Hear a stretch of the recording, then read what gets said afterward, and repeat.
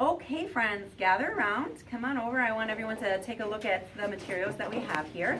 I have some primary source artifacts for you guys to take a look at. And these are the types of items that Laura Ingalls Wilder would have put in a time capsule if she had made one. So we're going to talk about what all of those big words are and what that means.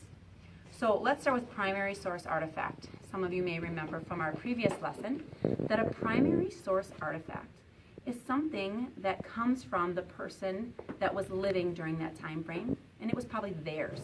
So these examples would be like a letter that Laura may have written. She wrote it. It came from her. Now there's other types of artifacts. They're called secondary source artifacts. A secondary source artifact would be, a good example would be a biography, a book that someone wrote about someone else's life. And in fact, we're going to be using a biography when we read Who Was Laura Ingalls Wilder.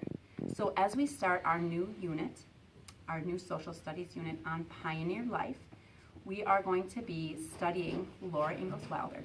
We're going to be using a textbook to study her life and what she did and the things that she used during her life as a pioneer woman and child. So here are our primary source artifacts that we have to work with. These, you can see there's quite a few to choose from. These are the things that Laura would have used in her everyday life. So we'll talk about a couple of these, and then we'll read and learn more about them. So here I have a milk jug. This is a milk jug that Laura or her siblings or her parents would have used to go into the barn to get milk from the cow and then carry it back into the house. So this was how they transported milk, and then they would probably store it or use it in the house for a little while. These are some mason jars. These were used to store food as well. So like liquids, soups, other types of materials would be stored in here. They have tops to keep them from spilling. A candle. This is a candle from back in the pioneer days. They didn't have electricity back then, so they used a candle to read at nighttime or to be able to see as they were walking around their house. A wooden bowl. They didn't have plastic or porcelain like we use today, so they would have used a wooden or maybe a metal bowl back then. You'll see a lot of the items are material, wooden, or metal, not a lot of plastic. Some other items here, the rest of them are all handmade or hand-sewn items.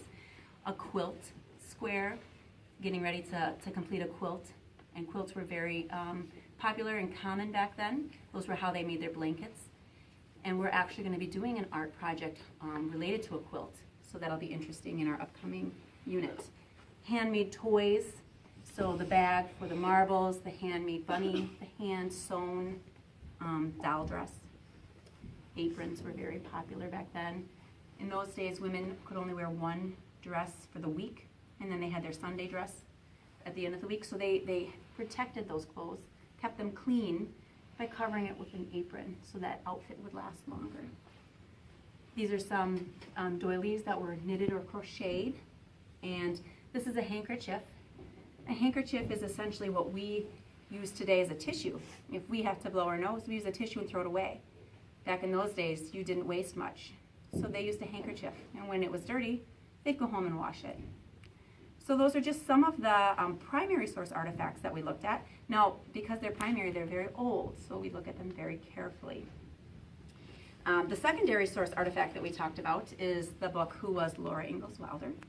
And we are going to be using that, as I mentioned, to learn about these artifacts, but also we want to talk about, specifically we're going to examine this biography and other folk tales and stories to understand the lives of ordinary people and their extraordinary adventures, the places and the time periods in which they lived, so we can understand that relationship as it relates to life in Wisconsin and the events that were going on at the same time. We're going to accomplish this goal by first reading the book as a group and then reading it a second time individually to ourselves. Okay, so when we read it as a group, it will be a round-robin scenario, and I will assign you your reading parts based on the number you were given at the beginning of the year. So I'll hand out the books, and you guys can find a comfortable place to read. All right, so let's get started.